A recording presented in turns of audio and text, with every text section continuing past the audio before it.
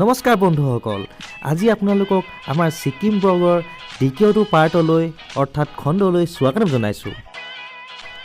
আজি আমি লাচেনৰ পৰা যি আছে 9000 ফিট, তাৰ পৰা আমি গুৰডংমা লেক অৰ্থাৎ 18000 ফিটৰ উচ্চতালৈ আজি আমি যাত্ৰা সম্পূৰ্ণ কৰিম।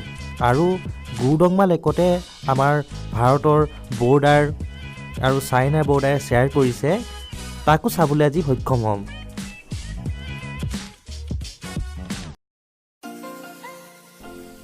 আহক তেনেহ'লে যাত্ৰাটো আৰম্ভ কৰোঁ আৰু গুৰডংমাৰ লেকলৈ পথছোৱাত যি মনোৰম প্ৰাকৃতিক সৌন্দৰ্য দেখা পাওঁ আপোনালোকক দেখুৱাই যাবলৈ চেষ্টা কৰিম। আশা কৰিলোঁ আপোনালোকক ভিডিঅ'টোৰ শেষলৈকে মোৰ লগত যাত্ৰা উপভোগ কৰিব বুলি আশা কৰিলোঁ।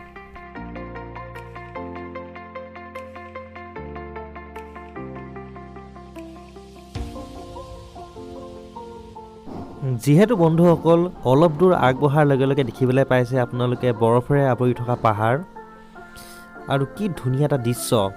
আপোনালোকে সূৰ্যৰ পোহৰ পৰি বৰফবিলাক আপোনাৰ পূৰা উজ্জ্বলি উঠিছে, জিলিকি উঠিছে। আপোনালোকে খালী চকুৱে চালে এনেকৈ ক'লা হৈ থকা দেখি ব্লেক হিলছ টাইপ দেখা যায়, কিন্তু আচলতে সূৰ্যৰ পোহৰৰ কাৰণে দেখা যায় এয়া।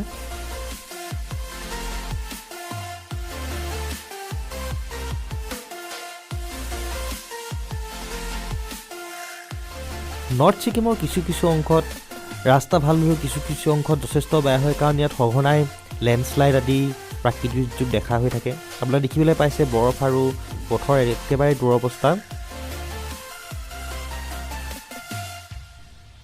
কিন্তু আমি তাকো নেগুচি আগুৱাই গৈ এতিয়া এটা সুন্দৰ ঠাইত আমি অলপ সময় ৰ'বৰ কাৰণে আগবাঢ়িলোঁ। আহক আমি অলপ পাছতে জেগাডোখৰ উপভোগ কৰোঁ।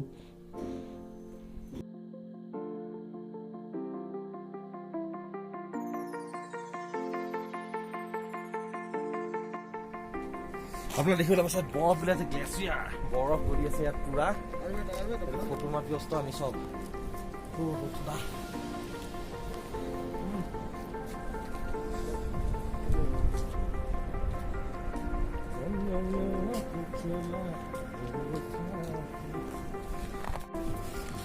আপোনালোকে দেখিবলৈ পাইছে বৰফ গলি আছে পূৰা।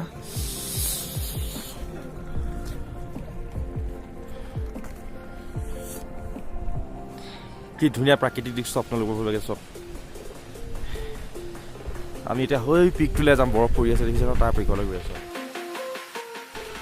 ঠাইডোখৰত কিছু সময় ৰোৱাৰ পিছত পুনৰ আকৌ বৰফৰ মাজেৰে আমি গুৰডংমা লেকলৈ যাত্ৰা আৰম্ভ কৰিলোঁ। যিহেতু পুৱাৰ সময়, পুৱা 6-7 বাজিছে, গতিকে ভাবিলোঁ আমি ব্ৰেকফাষ্ট কৰিবলৈ, যিটো আমাৰ ট্ৰিপতে ইনক্লুড হৈ আছে, সেই ব্ৰেকফাষ্ট কৰিবলৈ আমি তাৰ ব্ৰেকফাষ্ট পইণ্টত য়ুমথাং ভেলী ইনত আমি উপস্থিত হ'লোহি। আহক তাৰ এটা ভিডিঅ' উপভোগ কৰোঁ। আমি এটা ব্ৰেকফাষ্ট কৰিবলৈ আহিছোঁ এখন হোটেলত।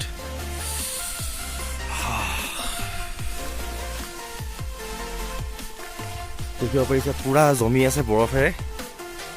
Yumthang valley in fast food centre. এতিয়া তাত লিখা 12000 ফিট এল্টিটিউডত আছোঁ আমি। দেখিছে গোটেই বৰফে জমি আছে গোটেই অঞ্চল।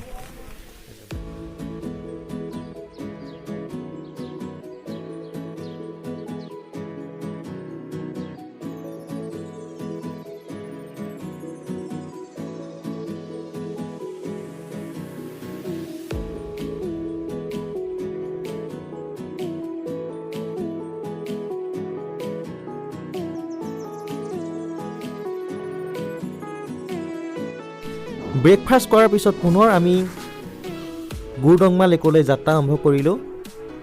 ইয়াৰ পৰা এতিয়া বৰ্তমান আমি 12000 ফিট এল্টিটিউডত আহিলোঁ। এতিয়া আমি যাব লাগিব 18000 আৰু 6000 যাত্ৰা অতিক্ৰম কৰিবলৈ বাকী আছে।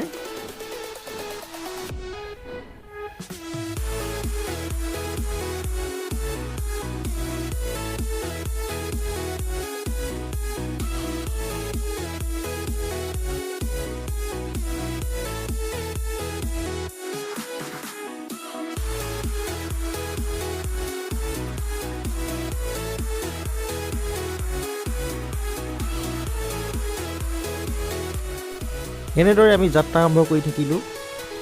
এতিয়া যিহেতু পুৱাৰ সময় হৈছে, 8-9 বাজিছে, 9-10 বাজিছে, গতিকে সূৰ্যটো ওলাই আহিছে, কিন্তু ঠাণ্ডা কমা নাই। ঠাণ্ডাটো আপোনাৰ একেই থাকে ইয়াত।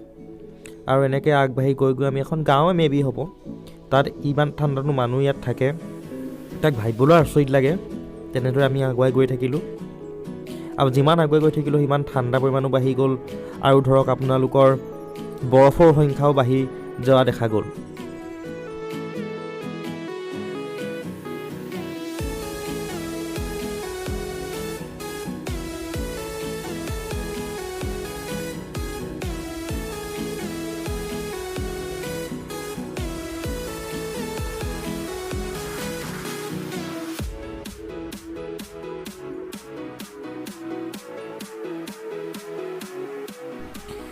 এনেদৰে গুৰুডংমা লেকলৈ গৈ থকা পথছোৱাত বিভিন্ন প্ৰাকৃতিক সৌন্দৰ্য উপভোগ কৰিবলৈ সক্ষম হ'লোঁ।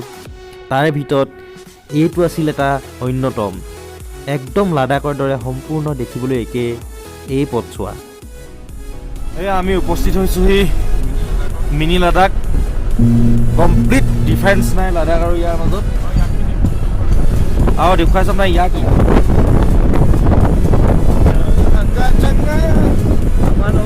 বৰ্তমান bank commando major general group. মই আছোঁ আপোনাৰ এনাৰ্জি স্পেচিয়েলিষ্ট। এনেদৰে ধেমালি ধুমুলাৰ মাজেৰে আমি আমাৰ যাত্ৰা আগবাঢ়ি গৈ থাকিলোঁ। আপোনালোকে বাওঁফালে দেখিবলৈ পাইছে কি সুন্দৰ পৰ্বতৰ বৰফে আৱৰি আছে। আপোনালোকো অনুৰোধ জনাওঁ ইয়ালৈ বা সকলো আহিব আৰু এনেকুৱা প্ৰাকৃতিক দৃশ্য উপভোগ কৰিবহি।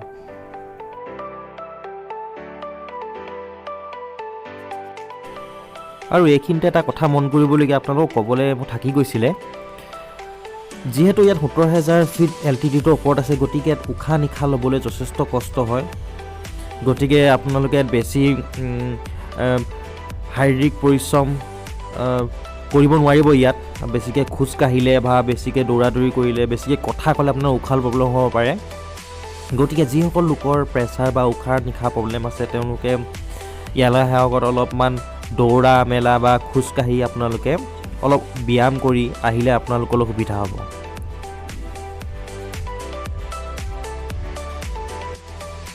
আৰু অক্সিজেনৰ অভাৱ হ'লেও আপোনালোকৰ চিন্তা কৰিবলগীয়া কোনো কথা নাই, কাৰণ 20 মিনিট এঘণ্টাৰ আগতে আপোনালোকে অক্সিজেন চিলিণ্ডাৰ হ'ব, যাৰ দাম 500 টকা। আপোনালোকে 2-3বাৰ ব্যৱহাৰ কৰিব পাৰে। আপোনালোক উশাহ চুটি হৈ গ'লে বা উশাহত কষ্ট হ'লে অক্সিজেন চিলিণ্ডাৰ আপোনালোকে ব্যৱহাৰ কৰি তাৰপৰা পৰিত্ৰাণ পাব পাৰিব। আগত ময়ো ব্যৱহাৰ কৰিম, আপোনালোকে কেনেদৰে ব্যৱহাৰ কৰে কি কৰে সকলোখিনি আগবাঢ়ি গ'লে কৈ থাকিলে দেখা পাব।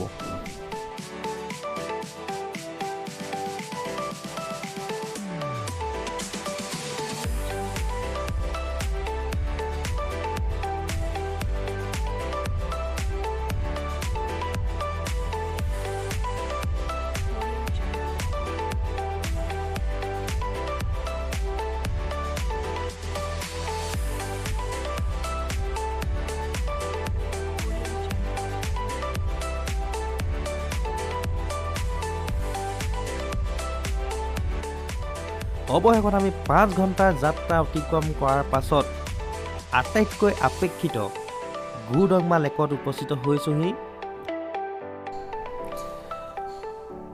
আৰু কিছু মুহূৰ্তৰ পাছতে আপোনালোকলৈ গুৰুডংমা লেকৰ ভিডিঅ' আগবঢ়াই দিম।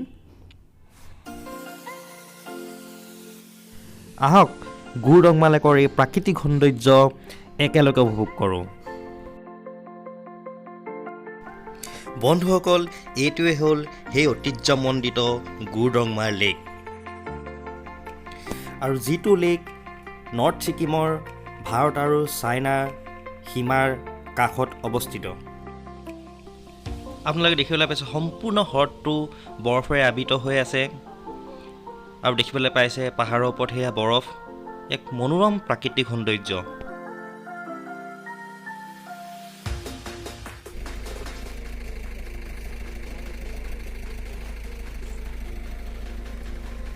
কেনেকুৱা হৈছে আহি অনুভৱ কেনেকুৱা? বহুত ভাল লাগিছে, ইমান ভাল আজিলৈকে লগা নাছিলে ইয়াত যেনেকুৱা আহি লাগিছে। বহুত বেলেগ ধৰণৰ পৰিৱেশ, আপোনালোকে ডেফিনেটলি আহিব, ট্ৰাই কৰক। আজি চব গুৰুডংমা লেক কেনেকুৱা ধুনীয়া ফিল হৈ গৈছে। সেই পাৰ কেনেকুৱা লাগিছে আহি? মজা মজা। ইয়াৰ লেকটোৰ বিষয়ে কি ক'ব পাৰিব? এতিয়া ক'ব নোৱাৰিছোঁ, ঠাণ্ডাত ক'ব নাযায় নেকি? চব ফ্ৰিজ হৈ আছে চব আপোনালোকে গোটেই বৰফ গোটেই লেকটো পানী নাই গোটেই পানীখিনিয়ে বৰফ হৈ গ'ল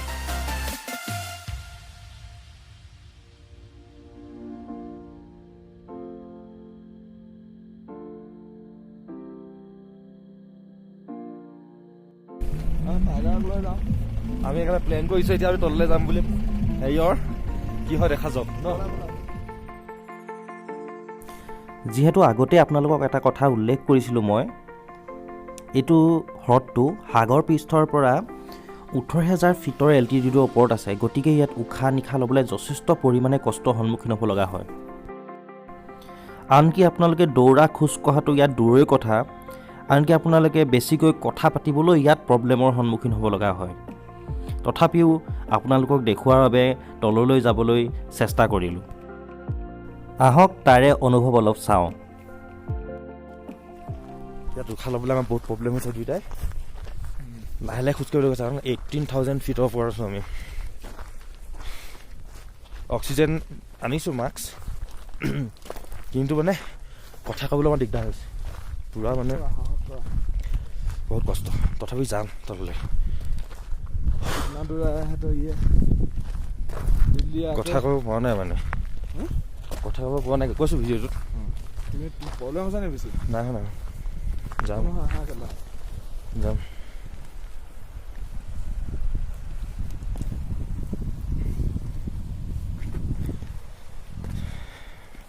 মানে বহুত আপোনালোকে বহুত কথা ক'লেও লাহে লাহে ক'ব লাগিব আৰু বহুত লাহে লাহে আপোনালোক খোজকাঢ়িব লাগিব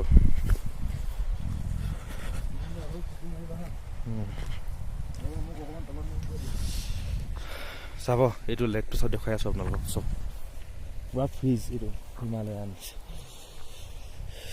নেক্সট যাম কাঞ্চনজংঘা ট্ৰেক কৰিব কাৰণে বহুত উশাহ প্ৰব্লেম হয় মানে কিন্তু চিগাৰেট টিকেট আমি নাখাওঁ সেইকাৰণে চিগাৰেট খোৱা মানুহে ইয়ালৈ অহাটো অলপ প্ৰব্লেম আছে চিগাৰেট টিকেট নাখাব বিশেষকৈ এলকহল চিগাৰেট আৰু অহা আগত অলপ প্ৰেক্টিছ কৰি আহিব লাগিব তেতিয়া আপোনালোকৰ ভাল চান্স থাকে মোৰ লগততো আহিব নোৱাৰিলে সিহঁতি এতিয়া গম পাইছোঁ ট্ৰেকিং কৰা কিমান কষ্টৰ কাম এইবোৰ কাঞ্চনজংঘা মাউণ্ট এভাৰেষ্ট যোনবিলাকে ট্ৰেক কৰে তেওঁলোকে আজি কি কাম কৰে সেইটো আজি ইয়ালৈ আহি ৰিয়েলাইজ কৰিছোঁ 18,000 ফিট সেইবিলাকতো মাউণ্ট এভাৰেষ্ট মে বি চাগে 26,000 ভাবক আপোনালোকে বুজিছে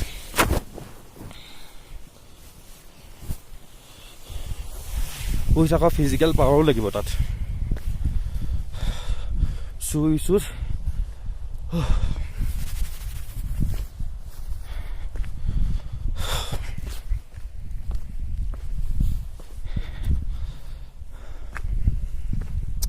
তল পালোহি দেই তলত এতিয়া আমি নিজৰ চিন্তা দি থৈ যাম আমাৰ অসমৰ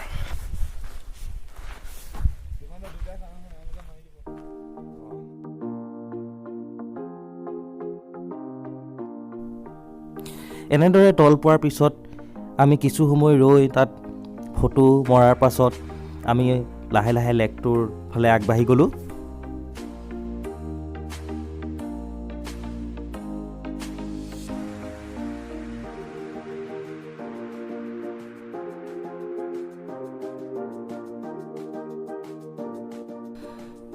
আৰু আপোনালোকে দেখিবলৈ পাইছে কি সুন্দৰভাৱে লেকটোৰ চাৰিওফালে বুদ্ধিষ্ট ফ্লেগবিলাক আঁৰি থোৱা আছে আৰু একেবাৰে পৰিষ্কাৰ পৰিচ্ছন্ন জেগা যিহেতু ইয়াত কোনো ধৰণৰ প্লাষ্টিক এলাউড নাই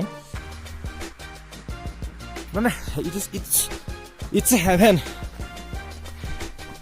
না কি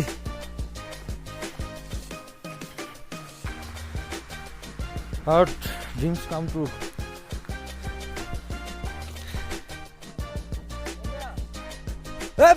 আমি এটা মানে কি আমাৰ চিন স্বৰূপে আমাৰ দুষ্টি চিন স্বৰূপে আমি ইয়াত শিলৰ এটা হেৰি বনাম আমাৰ দুইটাই হেৰি ল'ম এনেদৰে কিছু সময় তলত অতিবাহিত কৰাৰ পিছত আমি ওপৰলৈ যাবলৈ ঠিক কৰিলোঁ আৰু আমি তাকো অলপ আকৰ্ষিত কৰিবৰ কাৰণে আমি এই ওপৰৰ পাহাৰটোৱেদি বগাই যাম বুলি ঠিক কৰিলোঁ যি আমি চিৰিৰে আহিছিলোঁ এবাৰ বোলো চিৰিৰে নাযাওঁ তাকে সেইটো কৰোঁতে আমাৰ যথেষ্টখিনি অক্সিজেনৰ পৰিমাণ কমি গ'ল।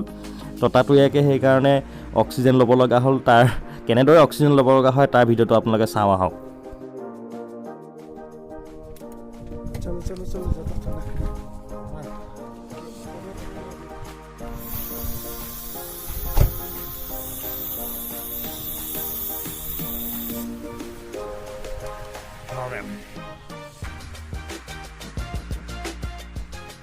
এনেদৰেই অক্সিজেন টেণ্ট এটা লোৱাৰ পিছত পুনৰ উশাহ নিশাহ ভালদৰে ল'ব পৰাত তাত কিছু সময় অলপ কটাই এই দেখিবলৈ পাইছে তাৰে আমি ৰাতি হোটেলত একেলগে থকা এজন ড্ৰাইভাৰ দাদা মিলন দা, তেওঁৰ লগত অলপ সকলোৱে ডেন্স কৰি আমি পুনৰ আজি লাচেনলৈ যাত্ৰা আৰম্ভ কৰিবলৈ আগবাঢ়িলোঁ।